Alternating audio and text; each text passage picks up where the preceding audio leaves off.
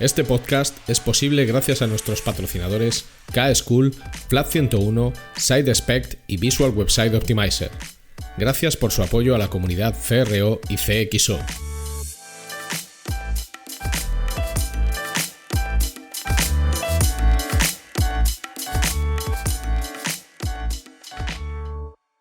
Mi nombre es Ricardo Tallar y estás escuchando CRO Café en Español, el podcast de referencia en CRO y CXO, donde hablamos con profesionales digitales de todos los rincones del planeta sobre nuestro trabajo, con el objetivo de compartir, entretener y aprender.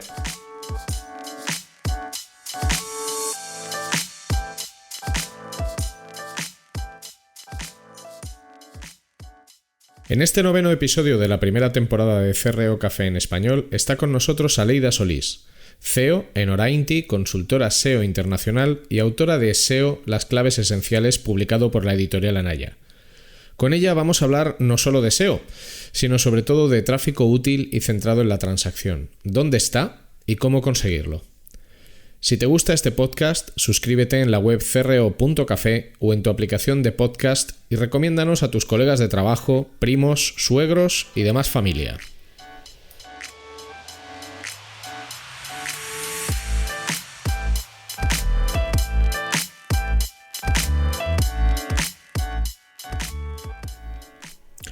Hoy está con nosotros en CRO Café en Español Aleida Solís. ¿Qué tal, Aleida? ¿Cómo estás? Hola, ¿qué tal, Ricardo? Muchas gracias por la invitación, encantada de estar aquí.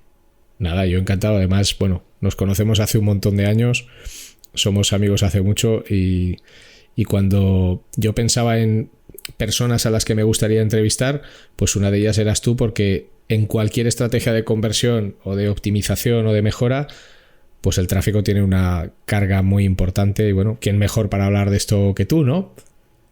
Genial, sí, totalmente. Vamos, SEO for the win, mejor canal ever. Damos fe, ¿Qué te voy a decir? Sí. Bueno, es verdad que el SEO generalmente es el canal más que, fíjate, yo te diría que más que el que más eficaz, es el más estable. O sea, es el que suele, garantizar un flujo de tráfico más si se trabaja bien, por supuesto. Es totalmente. Es el que suele trabajar un canal más estable. Pero es el, por decirlo así, yo diría que es el más escalable, más estable y el que al fin y al cabo va muy de la mano con la inversión en mejora en experiencia que haces en tu propia web. Va muy de la mano con buenas prácticas de accesibilidad, de usabilidad, si se hace bien, al fin y al cabo. O sea, al fin y al cabo, yo creo que esa, y de ahí la complejidad, es esa área que, por decirlo así, es multidisciplinaria, multifuncional, que realmente lo que te incentiva a invertir en tu sitio para ver esas mejoras en el tiempo, ¿no? Y de ahí la complejidad también, porque tienes que invertir en aspectos técnicos, de contenido, hasta de diseño, de maquetación, cosas, de todo, ¿no? Un poco. Y es lo difícil, pero también, por decirlo así, creo yo, ¿no? Ese es también un poco el unique selling proposition del SEO, ¿no? Que no es un gasto, no le estás pagando a una plataforma externa para comprar tráfico, ni para que te envíe tráfico, sino que estás invirtiendo en tu contenido, en tu estructura a nivel de plataforma, en tu popularidad, en la distribución de tu contenido, en la promoción del contenido. Entonces debería ir de la mano de otro montón de esfuerzo que deberías de querer hacer en tu sitio por otras razones y con otros objetivos, ¿no? Así que yo creo que es el canal del ganar-ganar. Digámoslo así. Vale, pero vamos a ir un paso más atrás, porque a mí hay una cosa que me gusta mucho hacer con todas las personas que pasan por este podcast, que es pedirles que nos cuenten su trayectoria profesional, sobre todo porque los profesionales que trabajamos en el mundo digital, en realidad casi ninguno de nosotros se preparó para el mundo digital. Es decir, caímos aquí por una mezcla de accidente, casualidad, fortuna, lo que sea. Y a mí me gustaría que la gente pudiera conocer cuál es tu historia profesional. O sea, ¿de dónde viene Aleida Solís? ¿Qué estudia? ¿Cómo empieza? ¿Cómo son tus primeros pasos hasta llegar a un aspecto muy interesante, que al final es el de ser una mujer emprendedora, que es, pues montar Orainti, etcétera, etcétera? ¿Cómo empieza toda esta película? Sí, bueno, ¿cuánto tiempo tenemos aquí para Bueno, además que yo me enrollo con facilidad, sí, pero bueno. Puedes darnos el teaser, ¿vale? Sí, muy a nivel, por decirlo así, sumarizado, muy resumido. Yo estudié ingeniería en sistemas en Nicaragua, yo soy nicaragüense. Cuando estaba estudiando la carrera, comencé a diseñar páginas web. En esa época todavía con Macromedia Dreamweaver, hace muchos años. Y comencé a trabajar como diseñadora, maquetadora web también. Y en su momento me enfoqué después de terminar la carrera en eso, literalmente. Y lo que yo intentaba en su momento era atraer tráfico a las páginas, a las webs que desarrollaba, ¿no? Y entonces comencé a investigar más del marketing online, de hacer SEM en aquella época, comencé a trastear un poquito más de SEO, decidí en algún momento, para terminar de aprender, según yo, de esa área, hacer un máster en e-commerce, lo cual me llevó a Salamanca a hacer un máster en e-commerce. En el máster en e-commerce definitivamente no aprendí de SEO ni aprendí realmente de e-commerce, porque literalmente lo que te enseñaban era a montar un e-commerce desde un punto de vista de desarrollo, pero sí que me dio la oportunidad, y esto es puro serendipity, de comenzar a trabajar en una agencia de marketing online que existía en aquella época en Salamanca, que se llamaba Internet Advantage, que literalmente me contrató como la persona encargada de una red de sitios web de viajes, literalmente para hacer de todo en la web, desde el contenido, el diseño, atraer tráfico, monetizar las webs, etcétera. Y fue ahí donde yo comencé realmente a aprender más de SEO, porque claro, la agencia hacía SEO para sus clientes, tenía a un SEO en plantilla, etcétera, que entre otras cosas pues nos transmitía contenido, nos enseñaba, etcétera, para que nosotros pudiéramos hacer crecer las webs de las que estábamos a cargo. Pasó el tiempo, cuando el SEO se fue, comenzaron a preguntar internamente a quién le gustaría enfocarse más al SEO y bueno, yo dije que a mí, porque me dio la oportunidad de eso, de ver que el SEO en sí me permitía, por decirlo así, mezclar muchos de mis intereses, esta parte más técnica de desarrollo web, de optimización técnica, con una parte más de marketing que siempre me llamó mucho la atención, ¿no? La optimización de contenido, crear contenido para el usuario, para atraer usuarios, monetizar esa web, y esa estrategia un poco más de marketing que el SEO necesita, ¿no? Para ser competitivo. Entonces, bueno, conjugaba un poco las disciplinas que me interesaban, entonces me enfoqué en ello, y eso fue en el 2007 o así, y desde ese entonces, bueno, me he enfocado totalmente a SEO, he trabajado en agencia, he trabajado después in-house, volví a trabajar en agencia, en algún momento llegué a trabajar también para un producto, y fue ya en ese momento en que me dije, no, me tengo que poner por mi cuenta, es hora de montar lo mío, de ser mi propia jefe, y también comenzar a trabajar en remoto, que me hacía mucha ilusión, porque uno de mis últimos trabajos por cuenta ajena también fue en remoto, y me hizo comenzar a disfrutar de ese estilo de vida. Entonces yo decía, no, tengo que comenzar a montármelo por mi cuenta y, bueno, poner mi propio modelo de trabajo. Y eso fue en 2014, y desde 2014, bueno, tengo mi propia consultora SEO con la que trabajo sobre todo con clientes, sí, algunas veces son españolas, pero sobre todo son clientes de Europa, de Estados Unidos. La mayoría de los casos, bueno, van cambiando un poco, pero son marketplaces o e-commerce. También últimamente estoy trabajando mucho con SaaS.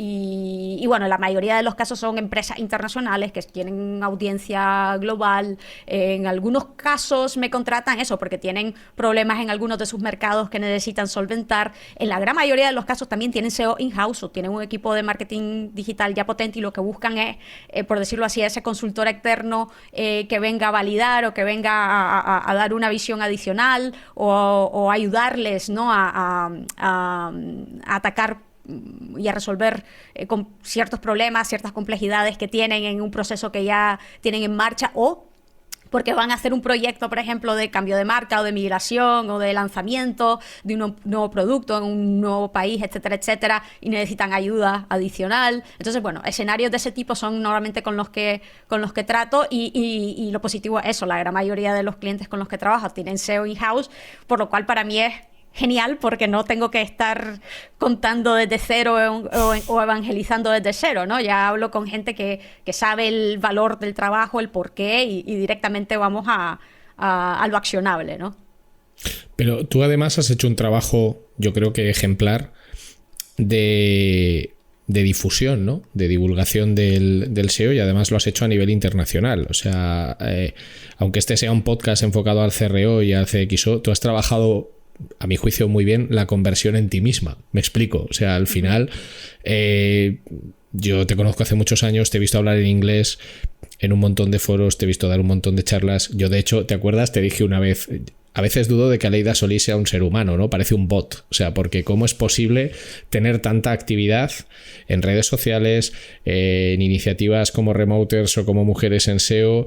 ¿O cómo es posible estar tuiteando compulsivamente, escribiendo artículos, haciendo... ¿Cómo es posible esto, Aleida? ¿Qué haces? ¿Cuál es el truco? Yo te voy a decir una cosa. Yo he descubierto, y antes que viajaba un montón, ¿no? Pero he descubierto ahora que estoy aquí metida en casa por lo del coronavirus... Dios, cuando estoy en casa me da tiempo para hacer más cosas todavía.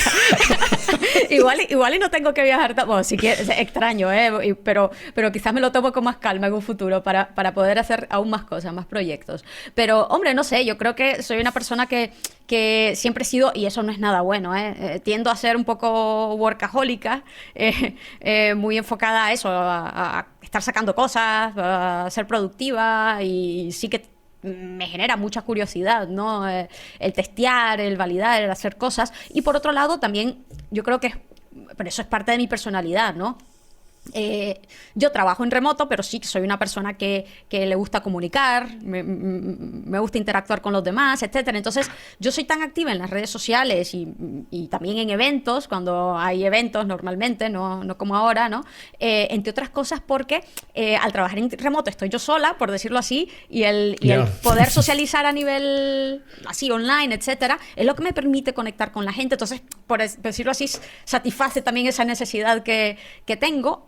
Por otro lado, a nivel de creación de marca personal y de desarrollo de marca personal, eso sin lugar a dudas me ha ayudado muchísimo a poder establecerme profesionalmente, conseguir clientes, por decirlo así, de forma muy orgánica, muy natural.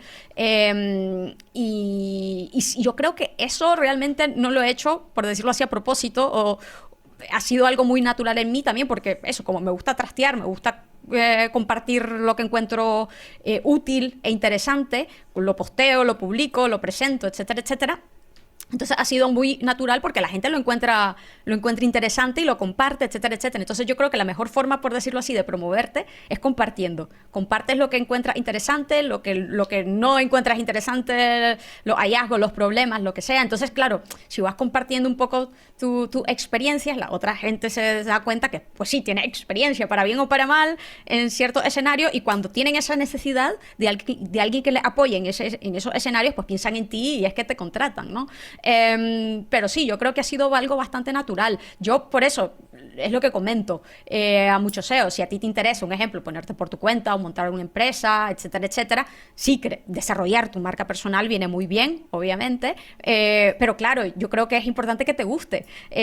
Presionar a alguien a la que no le gusta dar charlas o al que no le gusta escribir o al que no pasa nada, puede ser un SEO genial y que nadie te conozca también, que no tienen no son mutuamente excluyentes, no es un requerimiento, pero claro, yo por otro lado también ves a SEOs y a gente que está en el sector que le gustaría así dar más charlas, presentar más o que lo inviten a entrevistas como estas. Entonces a ese tipo de personas es que yo animaría que sí, a que compartan más. Yo creo que es muy natural. Comienzas compartiendo tweets, después compartes artículos en tu blog y si los artículos son geniales, la gente te va a invitar a la siguiente vez a que los publiques en publicaciones pues, más conocidas o que des una presentación sobre ello, ¿no? Entonces yo creo que es muy orgánico, es muy natural, debería de serlo, ¿no?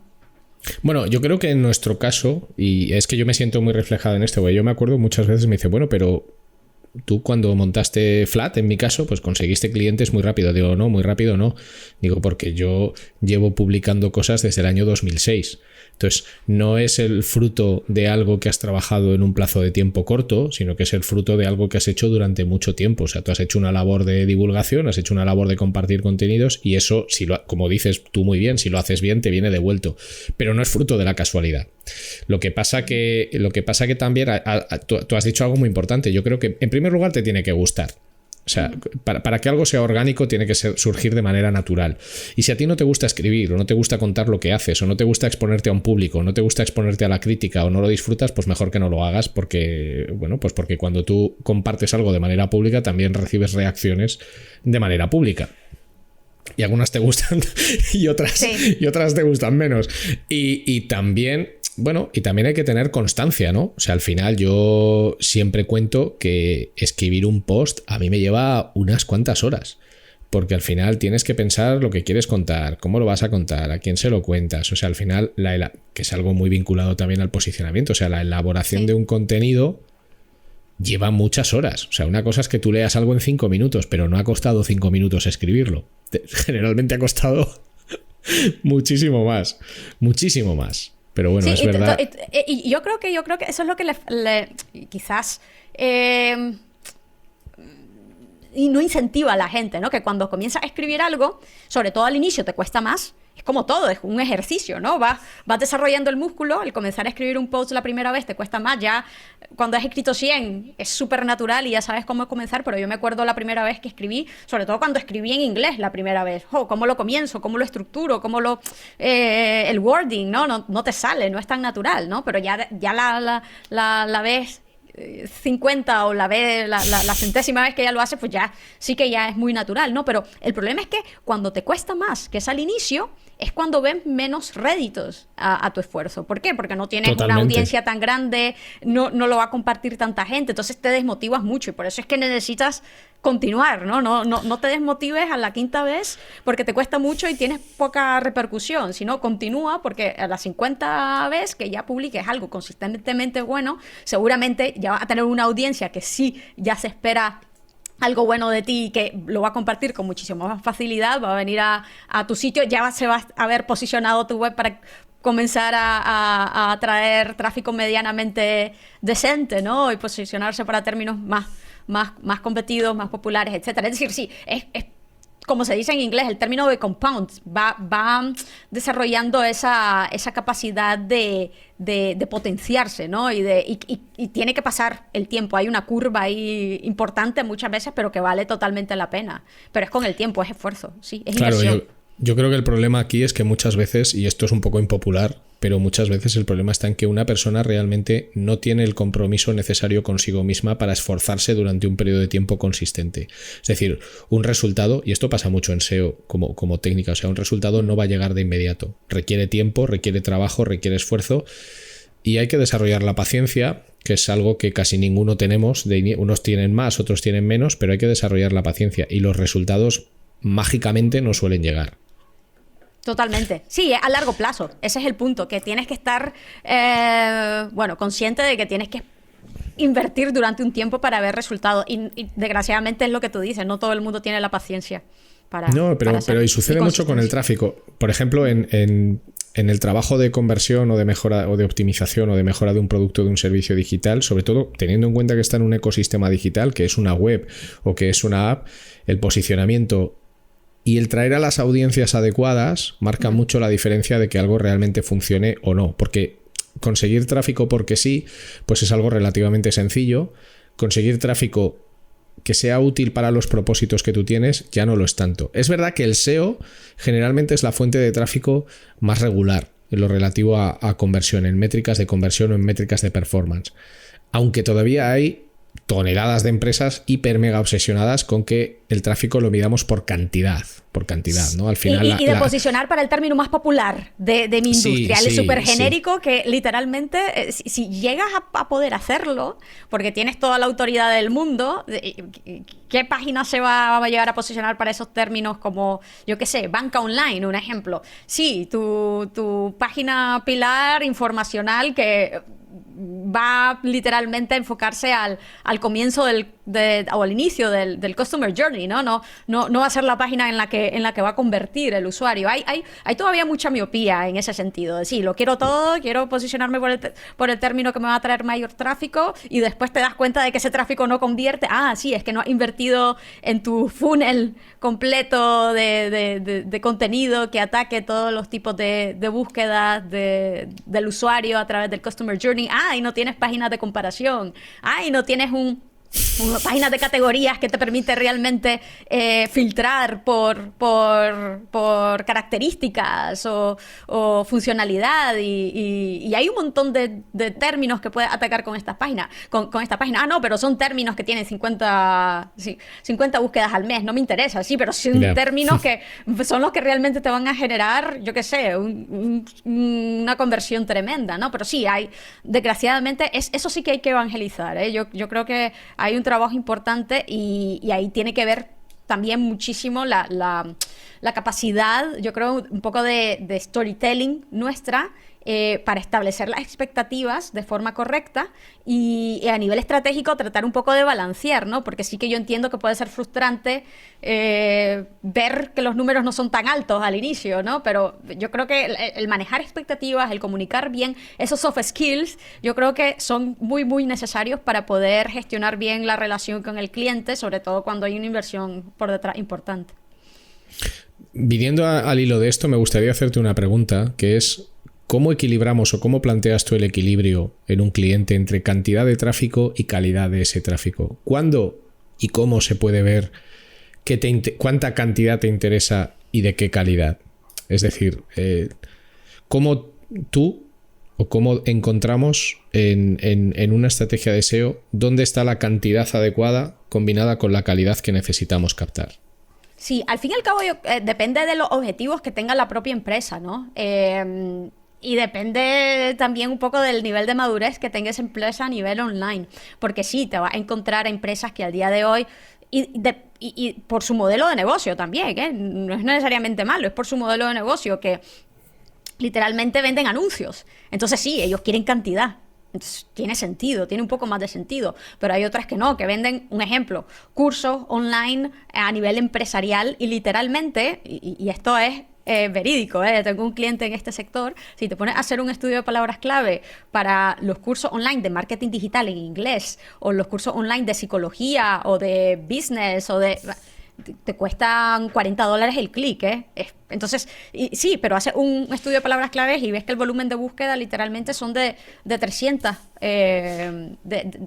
300 búsquedas o 500 búsquedas, que no son las 100.000 personas que están buscando aprender a programar en Python todos los meses. Pero claro, que oferta y demanda por un lado, y a ti a nivel de producto, ¿qué es lo que te conviene o qué es lo que quieres realmente promover o priorizar? Otro ejemplo, yo hace algún tiempo tenía un cliente que era de una empresa de car rental, de alquiler de coches en Sudáfrica, que sí tenía experiencia en SEO y me advirtió, oye, te vas a encontrar que sí, el volumen de búsqueda para alquiler de coches en Cape Town o en Johannesburgo va a ser 5 veces más que la media del resto, ¿no? Pero a mí me interesa más enfocarme a posicionarme para los términos que tienen que ver con el 4x4.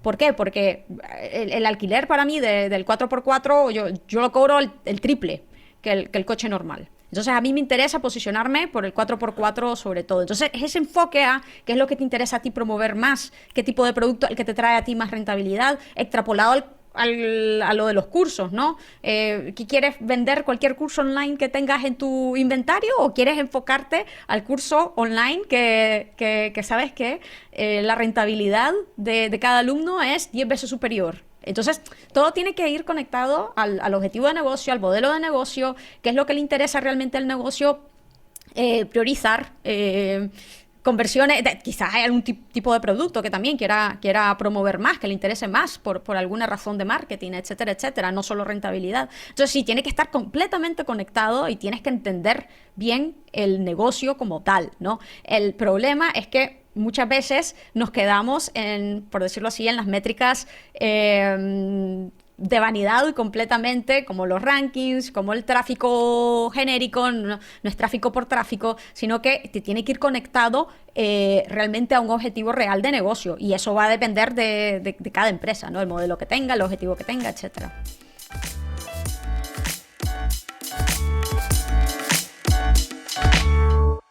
Will this work? Maybe not.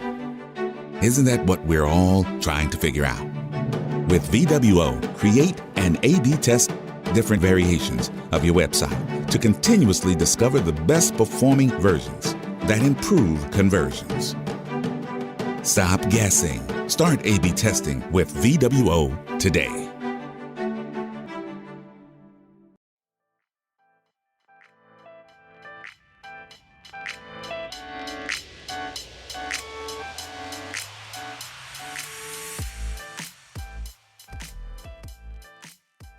Bueno, de hecho, hay una cosa que tú has apuntado que yo creo que es muy importante, que es la madurez digital. Fíjate lo que te voy a decir, no tanto de la empresa. Bueno, sí, es la madurez digital de la empresa, pero también de las personas que están en la empresa.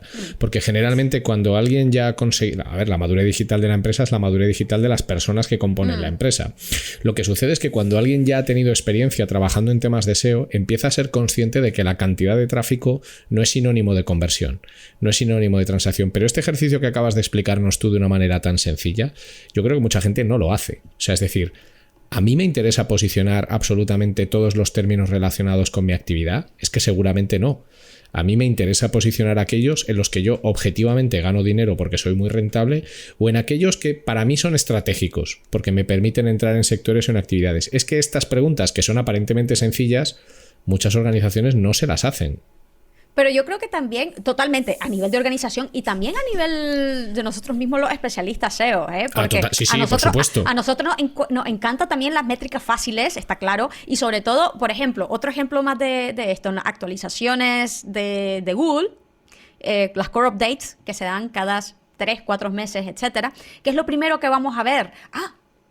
El nivel de visibilidad que tiene la web, si ha caído o ha bajado, qué mal ha bajado, qué terrible, ¿no? Y muchas veces, en mi caso, ¿no? Que llevo clientes que son marketplaces que tienen un montón de contenido con millones de páginas indexadas y posicionándose para términos variopintos, ¿no? Te pones a ver, qué mal, caída, ¿para qué término ha caído? Pero claro, me pongo a ver para qué términos han caído y son términos que literalmente yo no sé para qué Google lo estaba posicionando para esos términos que tienen cero valor a nivel comercial o a nivel de negocio y que me da igual.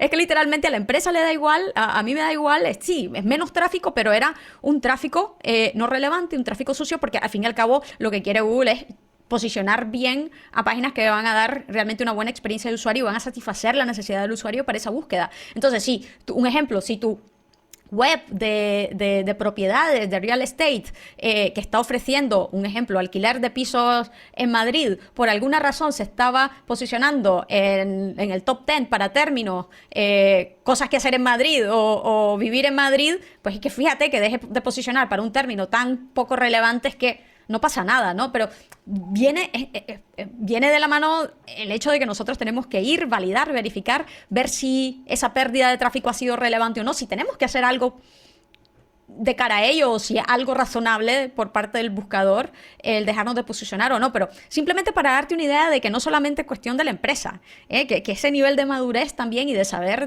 el decidir y el verificar todo esto también está de nuestra parte, ¿no? Hombre, claro, porque tú eres el profesional que tiene que poner... con este tipo de cosas. Yo siempre digo que tú te puedes considerar un buen profesional cuando tienes muchas herramientas a tu disposición porque las conoces. Una herramienta, no pensemos en una herramienta física, pensemos en que conoces un proceso, conoces un método o simplemente una práctica que has puesto en práctica muchas veces y sabes que funciona. Cuando tú tienes muchas herramientas a tu disposición, y algunas son soft skills, es negociaciones, comunicaciones, saber contar, y te enfrentas a un problema con un cliente, eres tú el primero que debe de encontrar la mejor solución posible. O sea, no esperes que él te la proponga, porque tu valor precisamente como profesional consiste en decirle, oye, esto que tú quieres conseguir debemos de hacerlo de esta manera por estas razones. Y lo que dices es cierto, o sea, desgraciadamente hay muchas personas que tienen una actitud simplemente de ejecución. O sea, como esto es lo que se hace en todos los proyectos SEO del mundo mundial, voy a hacer exactamente lo mismo en todos los proyectos que me toquen, da igual del sector que sean, y además no voy a hacer ninguna pregunta, porque tampoco me quiero complicar mucho la vida. Mucho de esto también hay. Entonces, es verdad que parte de nuestra responsabilidad como profesionales consiste en ser didácticos, en explicar bien el por qué hay que hacer las cosas de una determinada manera, porque si no, no lo vas a conseguir. Y además, El SEO en concreto siempre es una estrategia de captación a medio plazo, a largo plazo, estable, pero estable si se hace bien, estable pero a medio a largo plazo, que busca pues eso, estabilidad, recurrencia, posicionar bien la marca, los términos de negocio vinculados a la marca. Si pensamos en conversión, o sea, si hablamos de temas de conversión, ¿cuál es tu opinión? O sea, ¿cómo crees que deberíamos trabajar el SEO junto con otras fuentes o medios de tráfico? ¿De manera solapada, en un overlap, en territorios digitales distintos? Además, tú misma has dicho que trabajas mucho con marketplaces, e-commerce. ¿Cuál es la mejor forma de combinar las fuentes y los medios de tráfico entre sí? Yo creo que definitivamente nunca debemos de depender únicamente de una fuente de tráfico, eso totalmente.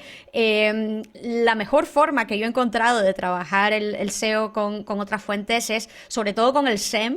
A mí me permite, sobre todo cuando comienzo un proceso SEO desde cero, el tener todo ese know-how y toda esa estadística, sobre todo de cuáles son los términos que convierten mejor y en qué tipo de páginas convierten mejor. Cuáles son el producto que convierte mejor con cierto tipo de búsqueda, ¿no? O query, cuando tiene varios productos que van a satisfacer el mismo tipo de consulta, ¿no? Toda esa mezcla de datos, por decirlo así, que en el SEO, debido a su naturaleza de un proceso a largo plazo, yo me tendría que tardar meses para comenzar a validarlo en un proceso SEO si no tengo datos de SEM, ¿no? Pero si hay un proceso SEM antes, si hay una campaña de SEM que se ha lanzado antes, es genial porque me permite tener todos esos insights desde un inicio y así ya voy más, por decirlo así, a tiro hecho. Ya no tengo que validar tanto, ya me enfoco más y ya tengo ese know-how, ¿no? Eso, sin lugar a dudas, yo creo que siempre ideal, siempre importante. Después, por otro lado, parece mentira, pero diría la parte social media o de digital PR, sobre todo cuando a ti te interesa muchísimo comenzar a traer enlaces, backlinks, porque quizás estás trabajando en una empresa pequeña, pero que está enfocada a un mercado mundial, una startup, por ejemplo, y tienes que competir con sitios que están muy establecidos. Sí, tú haces el trabajo y te metes el curro a nivel de estructura, a nivel de contenido, a nivel etcétera, pero claro, si a nivel de backlinks, a nivel de popularidad, estás compitiendo muchas veces con sitios web que tienen millones de enlaces porque han estado en el sector durante 15 años y tú apenas estás comenzando, pues se hace muchísimo más cuesta arriba. Entonces, en ese sentido, en ese escenario, en ese contexto, yo diría que trabajar con una empresa que tenga un buen equipo de digital PR, de marketing puro y duro, por decirlo así, que está haciendo todo el rato acciones para establecer la marca, para conectar con influencers, para hacer cosas y establecer su autoridad en la comunidad, es lo mejor, porque va a comenzar a ver que ese contenido que compartes y que publicas, bueno, va a comenzar a ser compartido poco a poco de forma espontánea, ¿no? Con mayor facilidad y vas a tener que preocuparte menos de hacer esfuerzos de outreach y de promoción para intentar atraer esos enlaces a esos recursos con los que publicas, ¿no? ¿Y qué más? Bueno, aparte del SEM, diría digital PR, online PR y quizás otro canal del que poco se habla, pero para mí, aparte del SEO, se ha convertido en mi preferido, es el email marketing.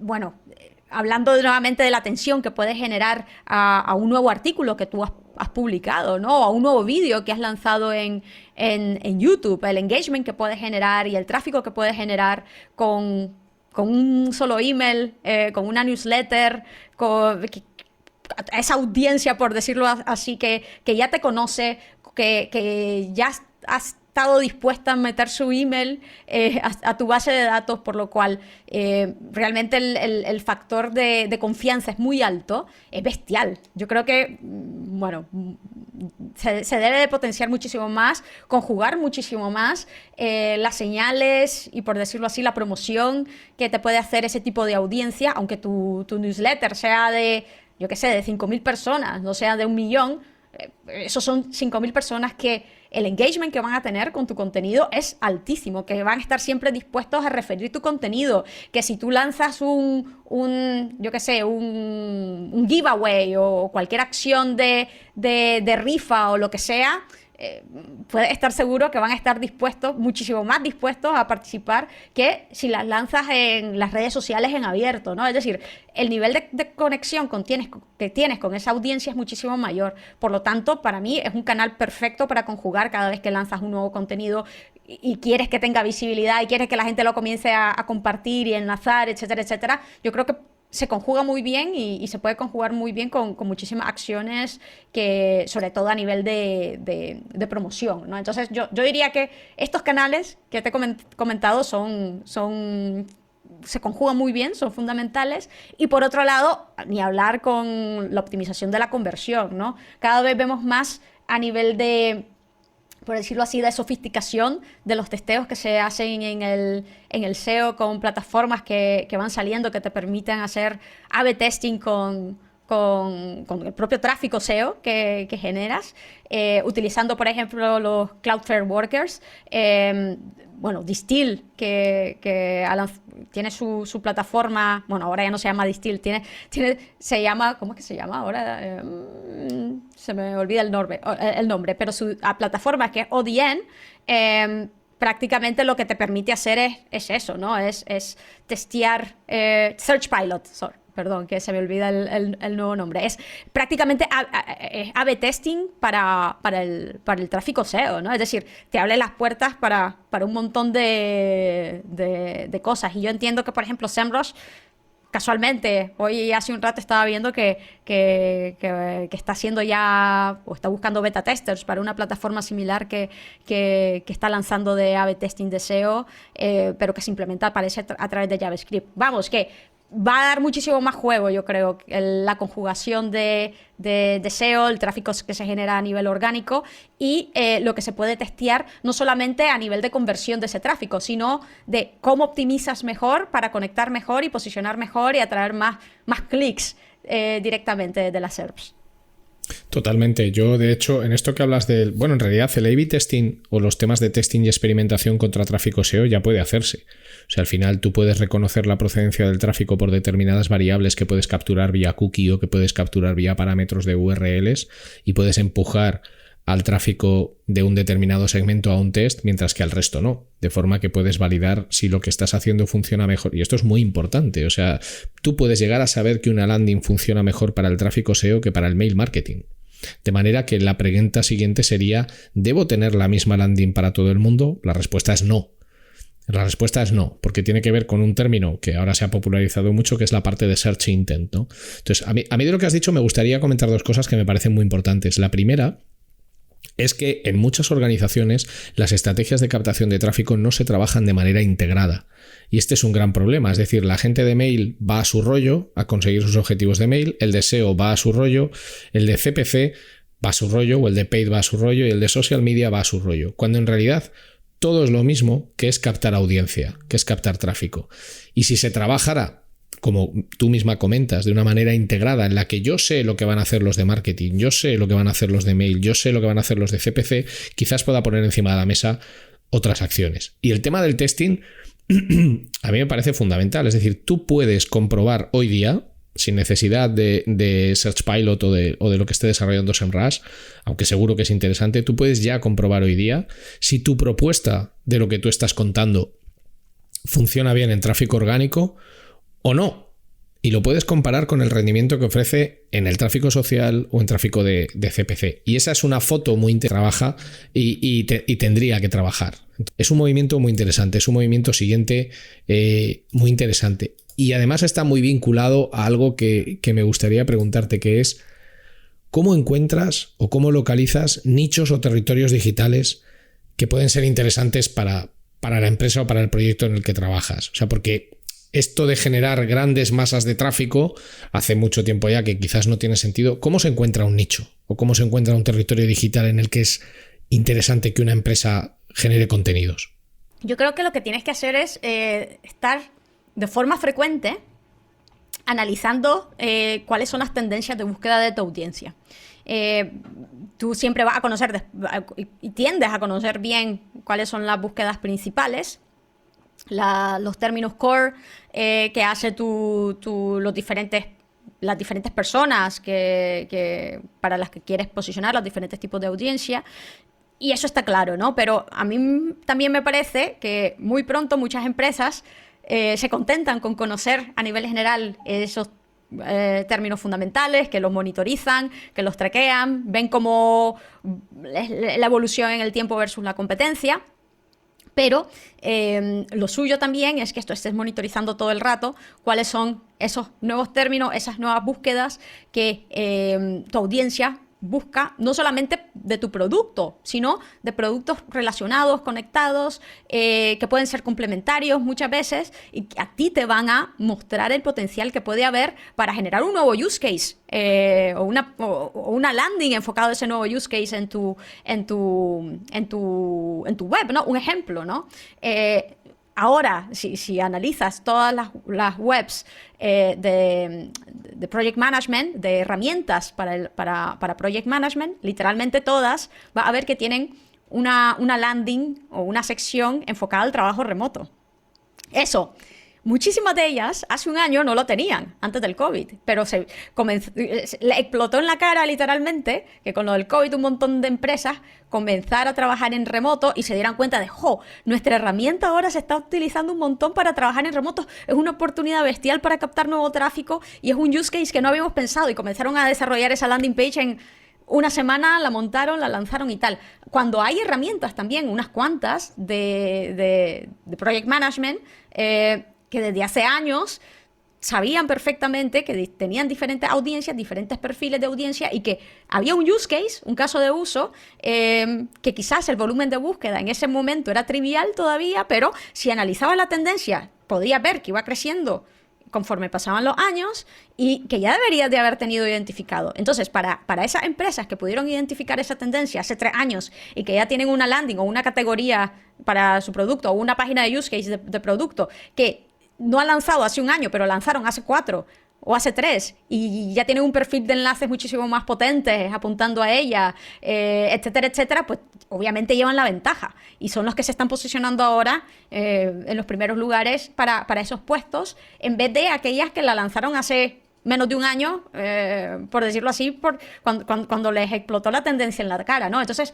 yo creo que eso es un muy buen ejemplo de por qué tienes que estar monitorizando no solamente aquellos términos core más populares, más obvios, que para los cuales te tienes que posicionar, sino ver bien esas tendencias de búsquedas que en un inicio van a ser triviales, pero si tú las comienzas a monitorizar de forma consistente en el tiempo, te va a ver que van creciendo, y si van creciendo, pues quizás deberías de invertir un poquito en el próximo Q para crear algunas páginas que van a comenzar a poder captar o a satisfacer ese tipo de búsqueda y comenzar a testear con ellos y verificar. Y si comienza a traer tráfico y comienza a comportarse bien, inviertes un poco más y así, ¿no? El problema de todo esto, una vez más, es que hace falta, yo creo que por un lado hace falta claridad mental, o sea, es decir, yo tengo que estar pendiente de las tendencias siempre, y luego hace falta tiempo, ¿no? O sea, al final hace falta tiempo en el día a día pues para investigar las cosas que pueden ser oportunidades futuras, y quizás el día a día a mucha gente se le come y no es capaz de encontrar el hueco de tiempo para dedicarse a cosas más estratégicas, que son las que en el futuro te darán mayor relevancia, porque de hecho en estrategias de posicionamiento generalmente los que ganan suelen ser los que han sabido anticiparse a una necesidad o han visto que esto son Exacto. los más ágiles, y por eso es que muchas veces cuando a mí me comentan o me preguntan, Aleida, ¿cómo voy a hacer para posicionarme con estos términos si está la mega web de toda la vida posicionada para estos términos y tal? Pero lo que mucha gente no se da cuenta es que estas webs gigantes o estas empresas gigantes normalmente son poco ágiles. Hay una burocracia interna y cuando yo muchas veces trabajo con empresas grandes también es lo que comento. Cada una de esas llamadas o reuniones ahora virtuales, ¿no?, que se hacen, es una hora de tiempo de toda esta gente que se podría dedicar en hacer este tipo de análisis o en comenzar a realmente implementar o ejecutar algo antes de estar compartiendo algo que perfectamente podría haber sido un par de mensajes en Slack o en email o en el gestor de proyectos, y que no hacía falta invertirla de esa manera, ¿no? Yo veo el tiempo así, es un costo de oportunidad. Si me estás llamando, me estás escribiendo, me estás preguntando sobre X, realmente hace falta. Es un tiempo que yo podría invertir en eso, en estar analizando, identificando oportunidades, tendencias, en estar validando o en estar especificando para que se implemente o ejecute el mercado estructurado, etcétera, etcétera.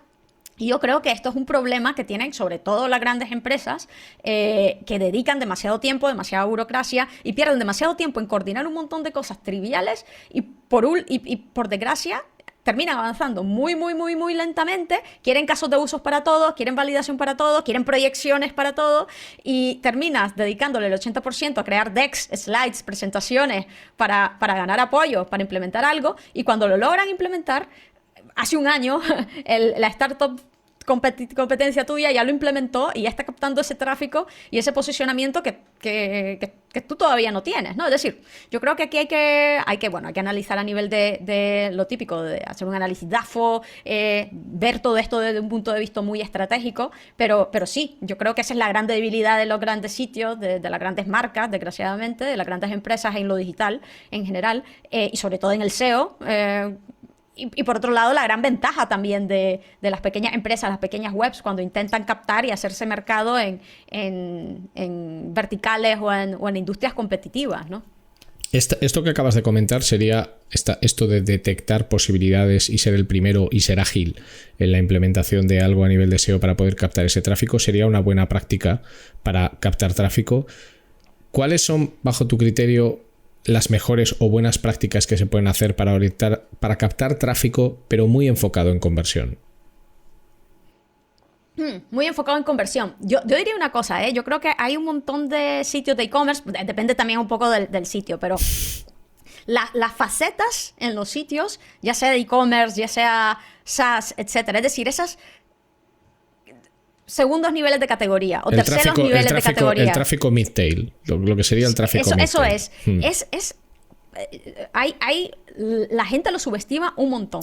Es el mejor tráfico para un e-commerce. Lo subestima totalmente, pero ¿sabes qué? Y no solamente para un e-commerce, también para otros tipos de sitios, por ejemplo, para un SaaS, la búsqueda de comparaciones. ¿Qué quiero? ¿Trello o Asana? Trello versus Basecamp. Vale, ya esa gente que ya está a punto de comprar y está entre dos opciones y quiere confirmar, muchas veces tiene su confirmation bias y quiere confirmar de que la opción que ella está pensando es la correcta, y muchas marcas evitan tener ese tipo de páginas porque dices, ¿cómo voy a mencionar el nombre de la competencia y cómo lo hago sin dejarme mal o dejar en obviedad de que yo carezco de esta funcionalidad y el otro lo tiene, ¿no? Tienes que ser honesto, ahí tienes que ir la honestidad por delante y mostrar una valoración razonable de tu propio producto y los pros y contras, siempre hay pros y contras para todo, y mostrarlo, etcétera. Es decir, eso por un lado. A nivel de e-commerce, ¿no? Todo ese tipo de términos que normalmente llegamos a atacar o intentamos posicionar con páginas de filtros muchas veces, y son páginas que ni siquiera están enlazadas desde la navegación secundaria del sitio. Muchas veces se literalmente puede llegar ahí a través de un script o un dropdown que ni siquiera tiene un enlace href que es rastreable a nivel del sitio. Pero cuando haces un estudio de palabras claves, nuevamente validando y verificando, y eso sí es invertir tiempo, te das cuenta que el volumen de búsqueda, un ejemplo, para la Adidas, Yeezy o color negro, una búsqueda tan del long tail, que tú te puedes imaginar que es del long tail, que tiene 5.000 búsquedas al mes y más búsquedas que cualquier zapatilla normal, o la búsqueda principal de cualquier zapatilla normal. ¿Por qué? Porque ese modelo en particular es la bomba y es súper buscado, etcétera, etcétera. Entonces, esa página de faceta que tú tienes, pues ya deberías de comenzarla a enlazar desde la homepage, deberías de realmente vale la pena cuidar mucho su contenido, mejorar el contenido, un contenido que tenga sentido para ese nivel en el proceso de conversión. Obviamente no vas a meterle ahí una guía de las historias de las Yeezy simplemente para hacerla más relevante, sino que es un contenido, un FAQ, esclareciendo y atacando las típicas dudas que tiene el usuario al comprar ese tipo de zapatillas en ese nivel del proceso de conversión, ¿no? Es decir, vamos a ver, puedes hacer un montón de cosas. La cuestión es que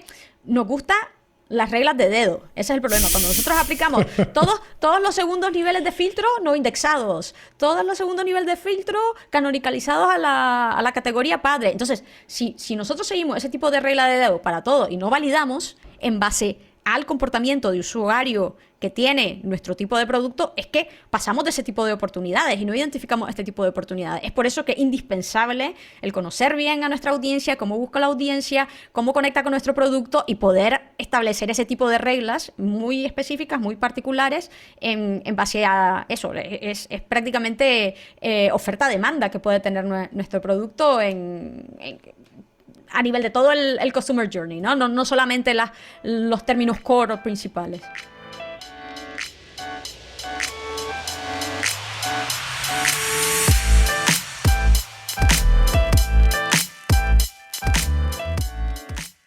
Ahora vas a escuchar un anuncio, pero de verdad que es un anuncio relevante.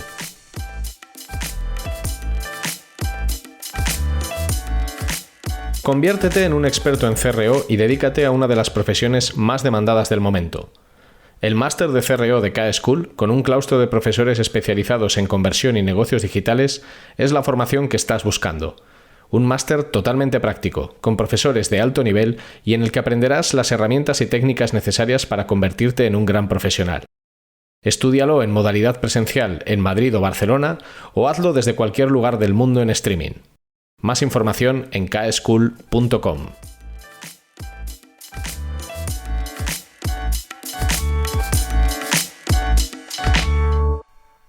Yo doy fe de que el tráfico midtail orgánico tiene un ratio de conversión alto en general. O sea, al final ese tráfico orientado a las búsquedas que se hacen en los buscadores relativas a productos generalmente es marca más nombre del producto más atributo. O sea, ese es el tipo de búsqueda midtail tipo, ¿no? Pues por ejemplo, yo qué sé, zapatillas Nike talla 38 o ese tipo de tráfico midtail que si está bien estructurado te debería de acabar llevando a un grid, a una página de categoría, a una página de faceta de navegación, es el que ofrece un ratio transaccional más interesante para cualquier e-commerce, porque el long tail generalmente ya es alguien que, como bien dices tú, te está comparando con varios. O sea, yo estoy buscando un modelo concreto de Nike y lo que estoy haciendo es buscar en Google todos los e-commerce que lo venden y ver quién me lo vende más barato, pero ya estoy buscando un modelo específico, un modelo concreto.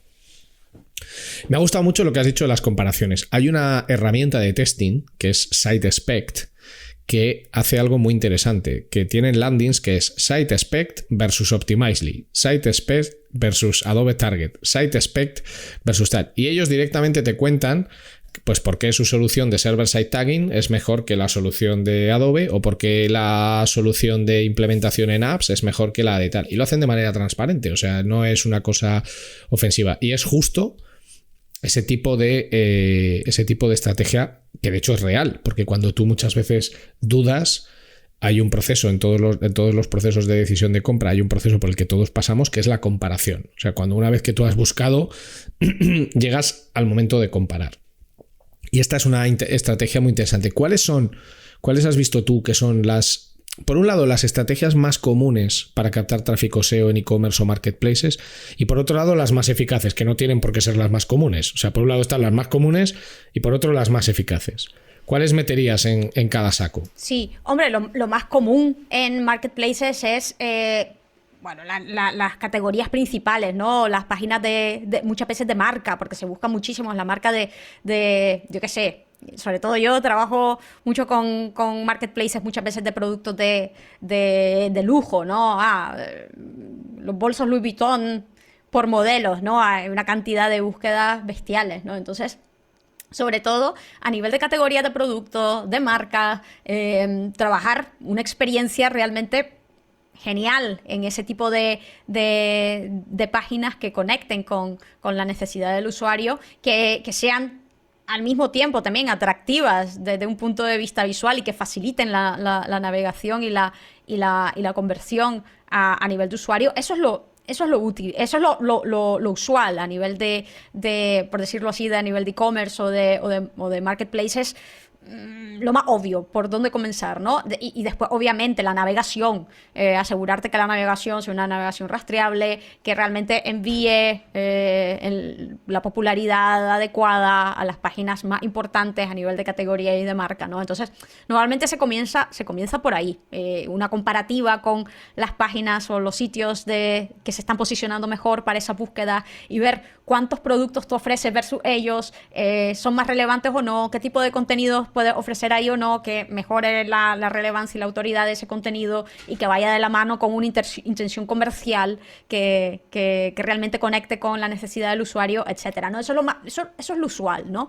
Porque al fin y al cabo yo entiendo, hombre, si vendes, un ejemplo, bolsos de lujo, que haces un estudio de palabras claves y lo primero que vas a ver son las top 50 términos para las distintas variaciones de bolsos más marcas o bolsos más color, más lujo, ¿no? Es decir, es lo normal y es natural, ¿no? Sin embargo, no necesariamente significa que te tienes que quedar ahí. El problema es quedarse ahí, ¿no? Eso está claro que lo tienes que hacer porque va a ser tu objetivo, pero está claro que también es lo normal que haya más competencia para ese tipo de términos, porque es donde hay más volumen, es donde hay más potencial, etcétera, etcétera. Donde yo sugeriría que te vayas a enfocar porque ahí es ahí donde está ese gap de oportunidades, donde el volumen quizás no es tan bestial, pero sí tiene muchísima, por decirlo así, potencial a nivel competitivo, porque no hay tanta competencia enfocándose a ellos, es en lo que yo te comentaba a nivel de facetas, por ejemplo. Y por otro lado también lo que yo he visto que funciona muy bien a nivel de marketplace y sobre todo esos que son de productos más exclusivos es cuando se relaciona mucho a la cultura pop o esa cultura de la audiencia a la que te quieres enfocar. Por ejemplo, he visto landing pages bestiales enfocadas de esto es el modelo que lleva tal artista o el modelo que lleva o que se lleva en esta serie de televisión y así. Y estos complementos te los puedes comprar aquí directamente, ¿no? Si quieres. Entonces hay que ser muy creativo para tener esa visión, ¿no? De que, pero esta no es una búsqueda transaccional. O aquí, ¿quién va a comprar esto, no? Esto es una búsqueda de alguien random que está buscando de los vestidos que se llevan en la serie X o el complemento que lleva tal artista. Pero ¿realmente alguien va a comprar? Sí. Sí, hay gente que literalmente, sigue a sus influencers, el establecer también acuerdos con ciertas influencers o con cierto tipo de audiencia para entender mejor cuáles son las series que siguen, cuáles son los contenidos que consumen, para comenzar a crear contenidos que quizás de una forma un poco más, por decirlo así, menos obvia, más informacional, menos transaccional, pero te va a permitir establecer autoridad en ese tipo de audiencia que después va a venir a tu sitio directamente, ya ni siquiera a nivel de búsqueda, ¿no? Directamente a buscarte porque sabes que tienes un hub, que tienes un nicho, que tienes un área que directamente ya te sugiere los modelos que utilizan en todas las series de televisión, los modelos con los que tus influencers o con los que los artistas que tú sigues ya se visten, ¿no? Y que va a ser un clic y que ahí va a tener todas las marcas que a ti te interesan y los modelos que a ti te interesan. Ese tipo de cosas yo creo que, sobre todo cuando se habla mucho de e-commerce, hay mucha gente que piensa en lo aburrido, piensa en lo transaccional, pero ahí lo que tienes que conectar muy bien es con las preferencias a nivel de intención de compra de tu audiencia, entenderlo bien, y de ahí la importancia en invertir también mucho en contenido informacional. Yo he visto casos muy fuertes de empresas que literalmente, y a mí me tocó vivirlo, a cambio de dirección, porque eso es lo típico, nuevo director de marketing online y tiene una visión totalmente diferente, muy dura de números a nivel de objetivos muy transaccionales, y dices, pero estamos invirtiendo todos esos recursos en el blog de tendencias, estamos invirtiendo todo eso en guías de modelos, de diseño, de moda por temporadas, fuera. y ves la caída de tráfico, y de conversiones, sí, sí. Y de conversiones. Entonces hay que tener una visión un poco más amplia de que no solamente es intentar posicionar con esas páginas transaccionales de tu web, sino de todo lo que consume tu audiencia y cómo tú puedes establecer una autoridad en esa audiencia, ya ni siquiera pensando solamente en el tráfico de búsqueda orgánica, sino para que vengan a buscarte a ti directamente, y ese es el mejor tráfico, el tráfico directo, el que ya te conoce, con el que ya ha establecido confianza, autoridad y que te viene a buscar directamente a ti. Lo que pasa es que esto que tú cuentas implica... Y lo voy a enlazar con la última pregunta que te voy a hacer antes de hacer el cierre. Pero esto que cuentas implica con que como profesional tienes que tener ciertas habilidades creativas y un nivel de curiosidad importante, porque al final todo esto que tú estás contando, si yo, que soy el responsable de elaborar y ejecutar la estrategia de captación de tráfico, no lo pienso, no soy creativo, no lo reflexiono, no lo analizo, pues no se me va a ocurrir nunca. Vuelvo un poco al discurso de lo de yo me voy a dedicar a ejecutar este manual, este gran manual perfecto del SEO perfecto, ¿vale? Como todos los que trabajamos en este sector, sobre todo los que tenemos cierta edad o llevamos ya X años, nadie ha estudiado la carrera de SEO. Ahora hay másters de SEO, hay estudios de SEO, hay profesionales de SEO que dan cursos que están brillantemente tal, y hay un cierto nivel de formación, pero yo, por ejemplo, empecé, pues me figuro que como tú, por accidente, ¿no? Yo descubrí Google por accidente cuando las webs que yo hacía venían clientes y me decían, esto no sale en Google, ¿y eso de Google qué es? Y a partir de ahí te empiezas a interesar. Bajo tu criterio y sobre todo por la experiencia y además la experiencia global, que eso es muy interesante que tienes, ¿cuáles son las habilidades o cuáles son las aptitudes que tiene que tener un buen profesional del SEO? Es interesante que lo comentes porque casualmente, no sé si lo has visto, pero hace 2-3 días publiqué una web que se llama Learning SEO, learningseo.io, que literalmente lo que hice debido a mi frustración con este tema, fue crear un gráfico con un roadmap mostrando cuáles son las distintas áreas del SEO para aprender SEO. Entonces tienes ahí los fundamentos SEO, después lo que tienes que aprender para aprender a ejecutar un proceso SEO, que es distinto, ¿eh?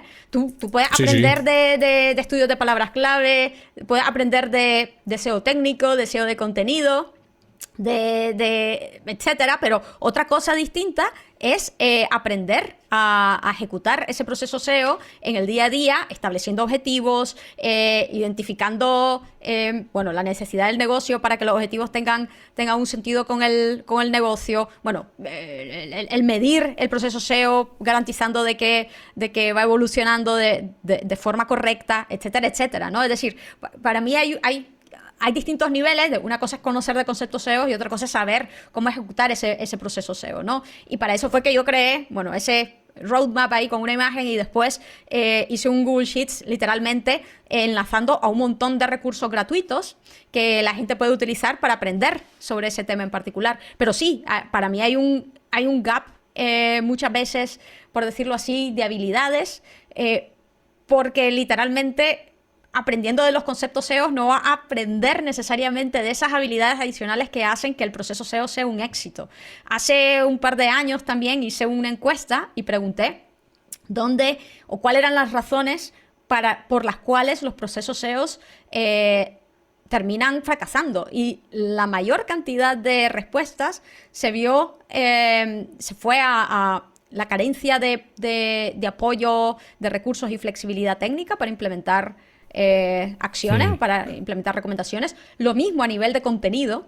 Entonces, si vemos, no era desconocimiento o no he podido identificar qué estrategia era la mejor, no. Entonces, yo creo que cuando ya llegas a cierto nivel, el problema del SEO no es un problema de conocimiento necesariamente, sino un problema de recursos y de flexibilidad y de apoyo y de ejecución. Es un problema de ejecución. Entonces, yo diría a la persona que se está formando de SEO, que aprendan obviamente de SEO, que aprendan de los conceptos del SEO, como el rastreo, la indexación, el posicionamiento, cómo hacer un estudio de palabras claves, cómo hacer un estudio de competencia, cómo analizar la web, etcétera, etcétera. Pero esos conceptos son fundamentales, son la base, pero si lo que quieren es gestionar un proceso que sea exitoso, con esos conocimientos necesitan además ese nivel adicional de conocimiento, que es cómo gestionar un proceso SEO con otras personas, que es prácticamente cómo gestionar un proyecto, cómo comunicar el proyecto, cómo vender el proyecto, cómo obtener los recursos necesarios para implementar acciones que necesitas para el proyecto, que no son triviales en la gran mayoría de los casos y que son muy a largo plazo. Es decir, tiene un nivel de complejidad a nivel de proyecto el proceso SEO importante. Entonces, ese tipo de habilidades yo creo que son las que muchas veces necesitamos más. Aparte de, al inicio está claro, esos conceptos lo vas aprendiendo ahora, menos mal, hay recursos o hay fuentes de pago y no de pago y gratuitas que ya te lo dan prácticamente de una forma estructurada que te permite aprenderlo mejor, pero el problema es después de, con esos conceptos que tienes en tu cabeza, ya que no vas a hacer el proceso para ti seguramente, sino para otras empresas que te van a contratar, cómo lo comunicas, cómo lo proyectas, cómo lo planificas, cómo lo coordinas, cómo influencias para que se ejecute, cómo muestras resultados. Entonces, todos esos, los llamados soft skills, que mal llamados soft skills, porque para mí son fundamentales y son los maduros. Mal llamados soft skills. A veces sí, pesan mucho más que los hard skills. Totalmente. Y entonces yo te diría que esos son fundamentales y son los que más encuentro que los SEOs muchas veces son los que más hacen falta, ¿no?, para el éxito SEO, aparte de los conocimientos fundamentales, obviamente. Y si te das cuenta también, una última reflexión aquí ya en plan Grinch, yo quejándome del mundo. Saquemos al Grinch. Por otro lado, si te pones a ver también la cantidad de contenidos que se publican y del contenido que se publica también en Twitter y en los blogs, etcétera, desgraciadamente en el SEO tenemos esa tendencia de irnos al último trending topic del momento, Core Web Vitals, y parece que el 80% del contenido durante X meses va a ser solamente de ese tema, o automatizar con Python, y nuevamente el 90% del tema, del contenido es de un solo tema, y parece que no existe nada más, y parece que esa sola área es como si fuera hacemos eso y ya nos posicionamos para todo, o es el causante del 90% de éxito de un proceso SEO. Y no, hay un montón de áreas, hay un montón de cosas que son muchas veces más fundamentales y desgraciadamente de esto en particular poco veo hablar y poco veo publicar. Yo he sido de las que en algún momento he hablado de... por ejemplo, en The Inbounder, hace un par de años, SEO Project Management para proyectos SEOs, hice una charla o por qué los proyectos SEO fracasan, donde también doy tips de cómo cambiar la situación, ¿no? Entonces, yo creo que más deberíamos hablar de este tipo de frameworks, de metodologías de trabajos, de principios de trabajo para hacer que esos procesos SEO sean exitosos en el día a día, en la gestión, ¿no?, de los mismos. Bueno, así es. Es que de hecho, en la mayor parte de los casos, el fracaso de un proyecto rara vez es por causas técnicas. A veces sí, pero generalmente suele ser un problema de comunicación, un problema de mala gestión, un problema vinculado generalmente a las metodologías empleadas, también porque muchas veces no hay metodología. O sea, tú pones a alguien a gestionar un proyecto y en realidad no lo ha hecho nunca. Y no es fácil. Es la típica tarea. Yo siempre digo que son tareas oscuras porque la gestión, la planificación... son cosas que desde fuera parecen sencillas, parece que no tienen valor, pero cuando estás metido en ello es muy complicado. O sea, es más fácil resolver un problema en un proyecto sentándote a hablar con una persona, siendo franco, siendo transparente y con una buena comunicación, que a golpe de fuerza bruta de ejecución de trabajo puro. O sea... vamos, que estoy muy de acuerdo contigo y bueno, pues ya aprovecharemos para en el futuro hablar más de esto, de los soft skills que son necesarios o no son necesarios para ser un buen profesional. Para terminar, me gustaría que hicieras algo que le pido a todas las personas que asisten a CRO Café, que es contarnos un aprendizaje que en tu vida te haya sido útil, puede ser de cualquier tipo, un aprendizaje que en tu vida haya sido útil y que le recomendarías a cualquier persona. Aprendizaje que hay una... Uy, lo que quieras, yo que sé. Sí. Lo que pasa es que si te digo algo parece que estoy aquí dirigiendo el cotarro, ¿no? Pero un aprendizaje puede ser algo que te ha sucedido, un viaje que hiciste, una iniciativa que pusiste en marcha, yo que sé, pues lo que has hecho con Mujeres en SEO, lo que has hecho con Remoters, lo que has hecho con Learning SEO, el tener un proyecto propio es un aprendizaje en sí mismo. ¿Qué aprendizaje te ha enriquecido a ti como persona y como profesional que crees que todo el mundo debería, o la mayoría de las personas deberían experimentar por su cuenta? Sí, yo creo que nos deberíamos siempre de preguntar, porque yo creo que hay mucho temor y es normal tener temor a lo desconocido. siempre esto de qué es lo peor que puede pasar, ¿no? Hay distintos niveles de toma de decisiones, desde ponerte por tu cuenta, a comenzar a dar charlas, a comenzar... El miedo muchas veces te paraliza y dices, pero ¿cómo voy a dar una charla de esto? ¿Y qué pasa si me preguntan de algo que yo no sé? ¿Qué pasa si de pronto me pongo por mi cuenta y tengo 0 clientes los primeros 3 meses, ¿no? Entonces yo creo que siempre tenemos que preguntar, cuando realmente tenemos un deseo de hacer algo real y genuino, preguntarnos qué es lo peor que puede pasar si las cosas no salen como nosotros tenemos planificado. Y para ese peor, qué es lo peor que puede pasar, nos vamos a dar cuenta que en una gran cantidad de casos, eso peor que puede pasar no es tan malo realmente, ¿no? Y es totalmente prevenible, ¿no? Por ejemplo, de que no consigas clientes en los primeros 3 meses, pues entonces antes de ponerte por tu cuenta, ahorra lo suficiente para estar sin clientes durante 6 meses. Pon ese escenario, ¿no? Y no te montes por tu cuenta y hasta que no tengas eso. Y así cuando lo hagas vas a estar muchísimo más tranquilo. Pero por lo menos así no es algo de que va a decir, no, porque no voy a tener clientes, entonces nunca lo voy a hacer, ¿no? Porque la salida o la respuesta fácil es decirlo, pues nunca lo voy a hacer. Pues no, así tienes miedo, es normal.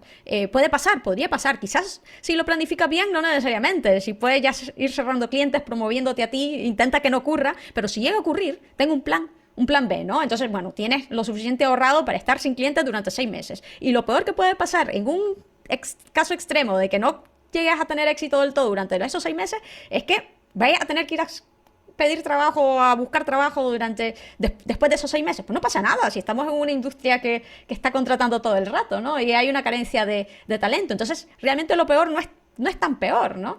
Entonces, si ponemos las cosas en contexto y nos ponemos a hacer ese análisis de los siguientes pasos y cómo evitarlos y si llega a ocurrir qué sucede, yo creo que muchísima más gente se animaría a hacer muchísimas más cosas, ¿no? Yo creo que es importante hacer este tipo de ejercicio al validar oportunidades, toma decisiones, etcétera. Y por otro lado, quizás esa reflexión también extrapolarla al quiero dar una charla o quiero comenzar a compartir, quiero esto, pero no me animo porque la gente va a decir que es muy básico y la gente me va a preguntar de cosas y después de dar esa charla y quizás no lo sé. No pasa nada, aquí nadie es experto al 100% en todo, ¿no? Y normalmente nosotros compartimos cosas, ya sea a nivel escrito, a nivel de un blog, en un artículo, en una guía o en un formato charla, cuando tenemos siempre algo útil, que hemos encontrado útil o que hemos encontrado interesante y queremos compartir en base a nuestra experiencia. Eso no significa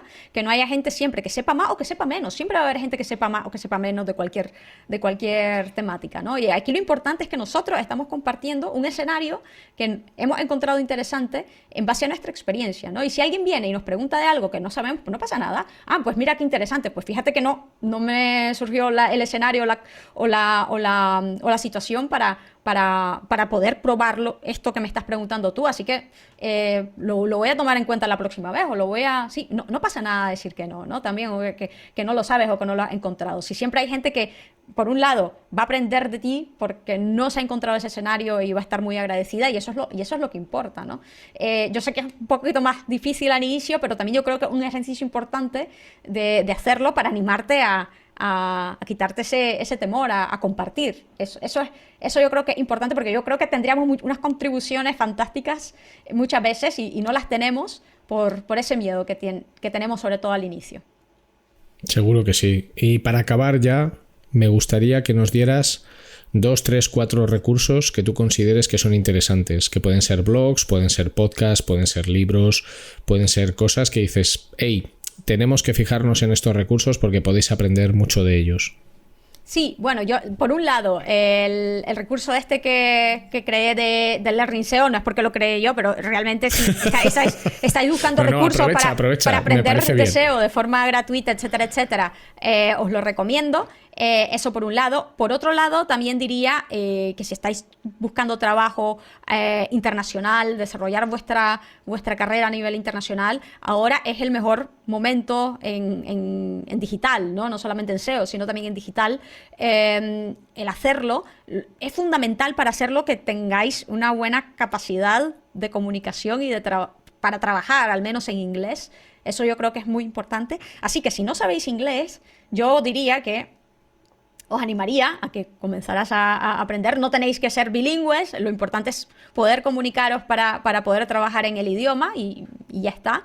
Pero yo creo que eso es muy importante y yo creo que sobre todo en un futuro va a tener aún más importancia con el trabajo en remoto, porque ahora ya hay muchísimas empresas muy potentes de todo el mundo contratando en remoto. Así que si muchas veces estamos frustrados porque estamos en una ciudad pequeña y estamos limitados a nivel profesional y no sabemos, y nos gustaría poder trabajar para una gran empresa o una empresa guay que nos pague mejor, etcétera, etcétera, ya no es necesario ni siquiera muchas veces movernos de nuestra ciudad, porque cada vez hay más empresas abiertas a contratar remotamente. Y en Remoters, que es el proyecto que tengo, este hub de trabajo remoto, tenemos una sección donde publicamos un tablón de anuncios de trabajo completamente gratuitos, de trabajo remoto, y literalmente no hay semana que últimamente yo no esté publicando un par al menos de puestos de marketing online o de SEO, de analista web, que se estén contratando de forma remota. Eso sí, la realidad es que el 90% de ellos están en inglés, ¿no? Entonces,